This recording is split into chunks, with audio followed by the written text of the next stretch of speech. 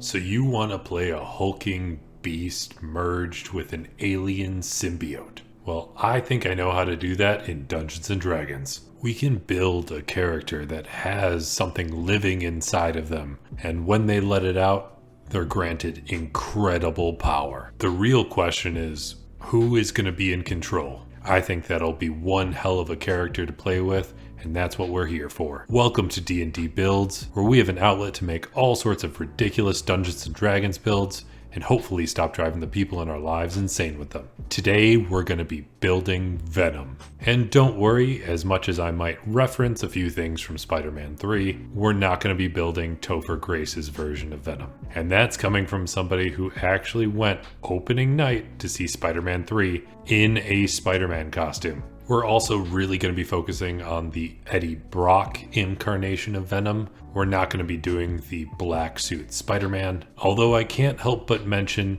that the Bully Maguire that everybody refers to as being so ridiculous is actually kind of spot on. Just because when he's merged with that symbiote, he's acting like what he thinks is cool. And you have to remember, Peter Parker is a massive nerd. So this is actually what he thinks cool people do. And Topher Grace did the best he could with what he was given, but we're definitely going to be leaning a bit more to what we see in the comics, what we've seen in some of the animated series, and especially Tom Hardy's depiction of Eddie Brock after he comes in contact with the symbiote. First things first, we gotta pick a race. And there is one perfect race for this build. Considering you're fused with a symbiote, there's actually a simic hybrid. It's even described as the magical fusion of two different life forms coming together. And I can't think of a more perfect race to pick than this. This grants you 2 points in Constitution and 1 more point into another ability score of your choice, a very normal walking speed of 30 feet, dark vision, and then you get animal enhancements. Your body is altered with animal characteristics, or in this case, symbiote characteristics. You get one characteristic at level 1 and another one at level 5. These are going to be super easy to pick because we get Nimble Climber at first level, and Venom is just as much of a wall crawler as Spider-Man, and we will circle back to what happens at 5th level when we get there. Next up, we have to pick a background. And I have a go-to background that I choose whenever there's a character that happens to talk to somebody else in their head, or in this case, an actual living entity as part of their body. And that's the Haunted one. This has a harrowing event tied to the background. And there's actually a suggested harrowing event that is described as a fiend possessed you as a child. You were locked away but escaped. The fiend is still inside of you, but now you try to keep it locked away. If you replace a fiend with a symbiote, it's pretty darn accurate. The symbiote in Tom Hardy's version of Venom definitely likes to eat and hunt. So from the listed personality traits we have here, I would go with I live for the thrill of the hunt. As far as an ideal, you have a few different selections here. It depends if you're going pure anti-hero and going for the greater good, or you want to go for pure chaos and destruction, but it's really up to you. As far as a bond, you also have a few selections here. The first one is I keep my thoughts and discoveries in a journal, and my journal is my legacy. And this actually works pretty well since Eddie Brock is a reporter. Documenting things would be a massive part of what they do day to day. There's also things like there's evil inside me, I can feel it, it must never be set free, or I would sacrifice my life and my soul to protect the innocent. But I really want to throw in a little extra Eddie Brock, so I'm going to go ahead and stick with the whole journaling thing. And then, of course, the whole reason I picked this background, the flaws.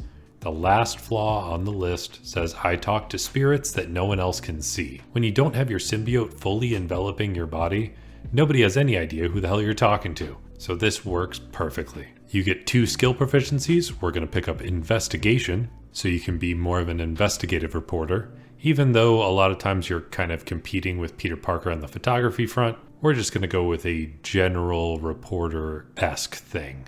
Then we're also going to grab survival, because that's a huge part of what the symbiote's trying to do. It latches on to you just to survive in the first place. Then you get 2 languages, one of them being exotic. I kind of think of the symbiote as a primordial being of all things, so I would go with primordial. And then as far as another language, I might actually try and pick giant or something, because Tom Hardy did get big as hell, especially when he was playing Bane. But we're not building Bane today, we just want to at least have some references to it. That way if you want, you can really talk all weird like he did in the movie. Oh, you think darkness is your ally? You merely adopted the dark. I was born in it.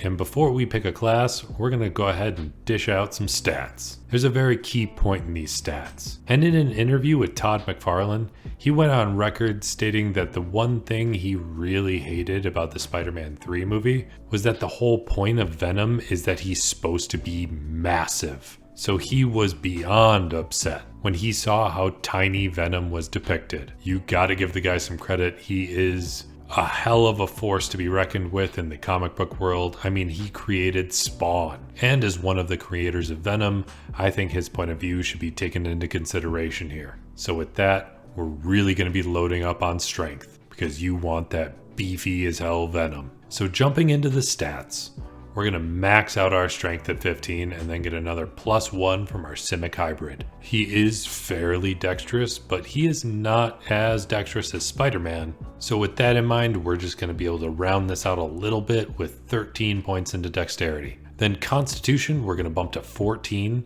and then we get another +2 from our Simic hybrid. We're going to dump Intelligence, and then we're going to put a few points into Wisdom, because despite the fact that he's constantly talking to another creature living in his body, Venom manages to be able to keep his sanity better than most that merge with a symbiote. He separates himself from it mentally, and that's not something everybody can do. When Carnage comes into being, it's almost instantaneous that Carnage thinks of itself as one cohesive creature. Venom and Eddie Brock still talk to each other and realize they're separate entities. So because of that, we're going to put 13 points into Wisdom, and then we have 1 point left over, so we'll throw it into Charisma. We still have a -1 to the overall modifier, and that's okay because frankly Eddie Brock gets kind of shit on, especially compared to Peter Parker. But with those kind of stats, you have to kind of guess what I'm going for here. At level 1, we're going to be taking Barbarian.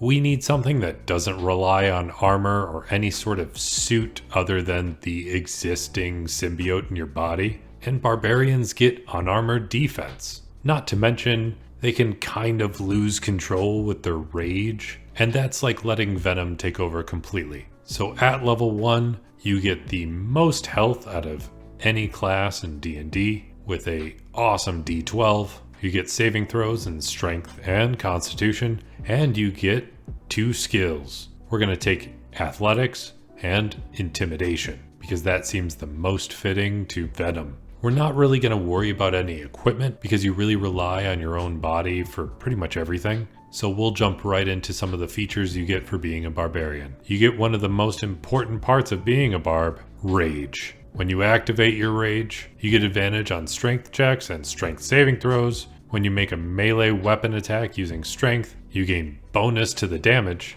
And I know that we're talking about him using his body for every form of combat and equipment. So I have to give a quick shout out to Kawawang Cowboy, who commented on my Moon Knight video with a correction. According to Jeremy Crawford, you can use the damage from your rage and apply it to unarmored strikes. This is very important, and it really helps this build. It also helps my Moon Knight build, and I wish I had known it ahead of time, so thanks to Kawawang Cowboy for pointing it out. Lastly, as part of your rage, you get resistance to bludgeoning, piercing, and slashing damage. If you wanted to go super accurate, you could make yourself vulnerable to thunder damage, but we're not going to go that far. We don't want to nerf you as a character. You also get unarmored defense, meaning your armor class is 10 plus your dexterity modifier plus your constitution modifier. Then once you hit level 2, you get danger sense. And while this is kind of similar to a Spidey sense that Spider-Man would get, you can play it up as the fact that there's essentially 2 creatures looking out at any given point. There's Eddie Brock and Venom. At level 2, you also get reckless attack, so that way you can give yourself advantage, but give others advantage against you. Then at level 3, we really get to make this Venom-like. You get a primal path, and we're going to take Path of the Beast. You get to choose an origin of the beast if you'd like, and there's even one that's listed as an ancient animal spirit dwells within you, allowing you to walk this path. This could just as easily be substituted for Venom the symbiote living within you. And when you choose this path, you get Form of the Beast. When you enter a rage, you get to choose what sort of form you want to take, whether you want to focus on a bite or claws. We're going to focus mostly on the bite, but it's nice to have claws in your back pocket. When you choose the bite form of the beast, your mouth transforms into a bestial muzzle, and that's pretty damn spot on, because he's got some wicked teeth. When you use the bite form and you unleash those gnarly teeth, you can deal 1d8 piercing damage, and since Venom is always pretty hungry, you gain a number of hit points equal to your proficiency bonus, provided you have less than half of your hit points when you make the hit in the first place. We won't be using the claws as much, because usually Venom is more known for using just beatdown tactics. Carnage is the one who uses more slashing damage. So at level 4, we're actually going to duck out of being a barbarian. And I know people that are watching that play D&D, they're probably screaming at their screen just wondering, hey random D&D builds voice guy, what the hell? In one more level you get an ability score improvement, and in another level after that, you get extra attack. How are you going to give those up? Well, that's pretty easy, because we're going to jump over to Monk at 4th level, and we'll be able to substitute plenty of that. We get to utilize that extra dexterity and wisdom with this multi-class. Granted, we can kind of ignore the additional unarmored defense that we get here, but at 1st level of Monk, you also get martial arts. This allows you to really focus on your unarmored attacks. It allows you to swap your dexterity for strength for unarmored attacks, but you don't have to. So we're going to really utilize our strength here and ignore that little part. You also get a martial arts die that you can use in place of your unarmored damage. And you always get to take an additional unarmed strike as a bonus action. At 2nd level of this class, and 5th level altogether, you get access to Ki. This will allow you to use Flurry of Blows. So now you're able to do more attacks than you would just from having extra attack from being Barbarian. You also get access to Patient Defense and Step of the Wind, which is pretty nice since Venom does have some pretty serious hops. You also get unarmored movement, and even though Venom isn't hardcore known for his speed, he is pretty fast. So this is nice to have. Also at this level, you finally get your 5th level benefit from being a Simic hybrid. They have some interesting stuff like Carapace, where you can get an additional +1 to your AC, which is kind of nice. You can get Acid Spit, but that's not really a Venom thing. Or you can get what we're actually taking, Grappling Appendages.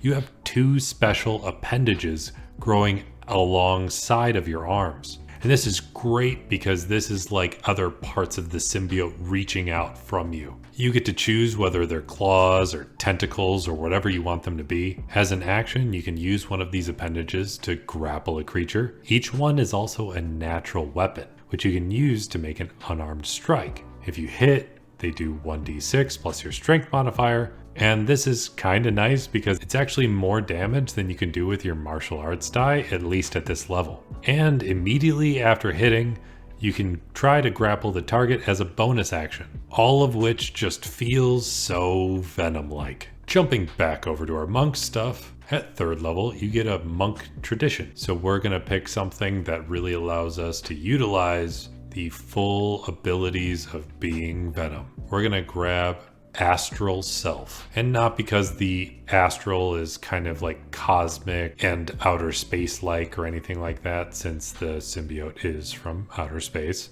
No, it's more about the astral monk's abilities. When you choose this tradition, you can use Arms of the Astral Self. It has some benefits about using your wisdom in place of strength and stuff, but we don't really care about that. What we do care about is that this summons a portion of your astral self as a bonus action. It's almost like when you go into a rage as a bonus action, that covers up your head and allows you to have the jaws. And then it takes you a moment to fully cover your arms as well. So as the next turn, you activate your Arms of the Astral Self. This lasts longer than your rage as it goes for 10 minutes and doesn't have any conditions about making attacks or taking damage, similar to how rage does. What makes this feel truly Venom-like is that it gives you an additional 5 feet of reach with your attacks. So your unarmed strikes can really stretch out along with the black goo that's attached to you.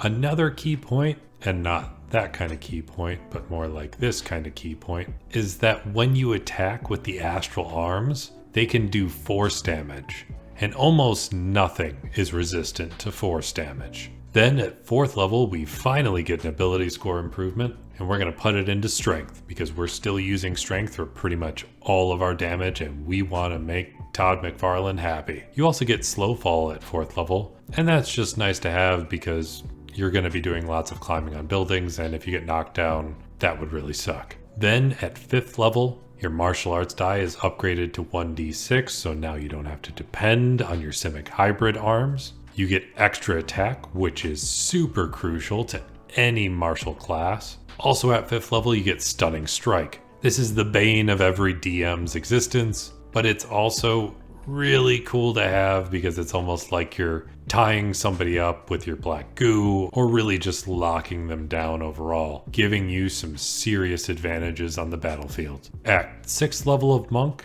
you get key empowered strikes, so all of your strikes are counted as magical, even if you can't always use your astral arms, because it does cost key to activate your astral arms, and sometimes you run out. So when you can't do force damage, at least you're still doing some magical damage, just to overcome those resistances. You also get a feature in your astral monk at this level, and it's called Visage of Astral Self. You can activate this at the same time as your astral arms, and it covers your face like a helmet or a mask. While this is pretty cool, it really doesn't give you any additional benefits. The only thing we could really use this for is Wisdom of Spirit. This gives you advantage on intimidation checks, and that's the only reason I would really consider using this. Because you already get dark vision being a Simic hybrid, so you don't really need the astral sight, and you don't really care much about talking to people with Word of the Spirit. Although the whole Venom symbiote has the ability to talk directly into somebody's mind, so we could play with it there. At 7th level of Monk, you get Evasion and Stillness of Mind. Evasion's just always awesome to have, and Stillness of Mind does help when it comes to keeping your own sanity as you're sharing a body with 2 things living inside of it. At 8th level of this class, you get an ability score improvement, so we're finally going to max out our strength. And then at 9th level, you get an upgrade to your unarmored movement. This allows you to move up and down vertical surfaces and across liquids, but we don't really care too much about that. We already have a climbing speed, so whatever. Then at 10th level of Monk, or 13th level overall, we get Purity of Body. This makes you immune to disease and poison. This symbiote is known to try to keep you healthy overall, so I guess it works. At 11th level, you get Body of the Astral Self, so you can fully coat yourself in the symbiote. You can either use it to deflect energy, which you can use when you take either acid, cold, fire, force, lightning, or thunder damage, but if you want to be true to the character, never ever use it against thunder damage. That's Venom's weakness, so we want to stay true to character. You can use your reaction to deflect whatever damage this is, and when you do so, the damage you take is reduced by 1d10 plus your wisdom modifier. This actually helps reduce damage when your rage can't do everything. Since your rage reduces damage from any non-magical attacks, this will cover most of the magical ones. You also have the opportunity to use Empowered Arms, which just means you get to deal some additional damage once on each of your turns with an extra martial arts die. Then at 12th level, we get another ability score improvement, so we're going to bump our constitution. This will help our hit points and our AC because we're still utilizing the unarmored defense from our barbarian class. At level 13, you get Tongue of the Sun and Moon, which just means you can speak more languages, which is more true for the symbiote than Eddie Brock, but not everything's going to be exactly spot on. At 15th level, you get Timeless Body, which means you don't age as much. I'm not sure if this is much of a feature in the comics, but I know one of the few people that doesn't age in Marvel, or at least ages much slower than anybody, Wolverine, had a really awesome encounter with a symbiote, where his healing factor was constantly at battle with the symbiote trying to take over his body, and it was terribly torturous. And there was this massive amount of symbiotes raining down on New York, and they were trying to take over everybody. And well, anyways, that was just a random comic I read, and I really liked it, and I had to geek out about it for a second. Back to the build. At 16th level of Monk, and we're almost done with this build overall since this is level 19 overall, you get your last ability score improvement. So we're going to max out our Constitution, which also increases our AC. Then at 17th level of Monk, and last level of this build overall, you get to upgrade your unarmored strikes to a 1d10, and you get the final feature of the Astral Monk, the Awakened Astral Self. You can spend 5 key points as a bonus action to activate your arms, visage, and body all at once. This grants you an additional +2 to your armor class, which is super nice to have since we didn't put a lot into dexterity, and that's a main contributor to armor class from Monk or Barbarian. And you get Astral Barrage. Whenever you use your extra attack feature to attack twice, you can instead attack 3 times if all of the attacks are made with your astral arms, which is super nice because now if everything's activated and you're in your rage form, which means you are full-blown Venom, and everybody should be scared out of their mind around you, you're getting an additional +2 from being in rage. You have an extra 5 feet of reach, and you're able to deal 5 attacks in a single turn. 3 with your action and 2 with your bonus action if you use Flurry of Blows. And you get to apply the +2 rage damage to every one of those. And I think that really encapsulates being full-blown Venom. If you want the character sheets for this build or any of my other builds, feel free to check out my Patreon, where you can be just as fucking awesome as these people. These are my patrons. They help me make content like this. They have access to my character sheets. They have access to the Discord. And patrons can have the opportunity to get even more. Even being able to have a D&D session hosted by me as the DM. Even if you can't contribute on Patreon, it still helps just by commenting. This entire build was recommended by Nathan Perez. He commented on another video and requested Venom. So if you have a ridiculous build you want, let me know in the comments down below. And if there's anything you'd do differently, any comments you have overall, just let me know. I try and read as many of them as possible. Make sure to hit subscribe so you don't miss out on any future videos. And if you made it all the way to the end of this video, let me know by hitting the like button, and I'll be here hoping you get at least 3 nat 20s in your next D&D session, especially if you're trying to pull off the incredible monstrosity that is Venom.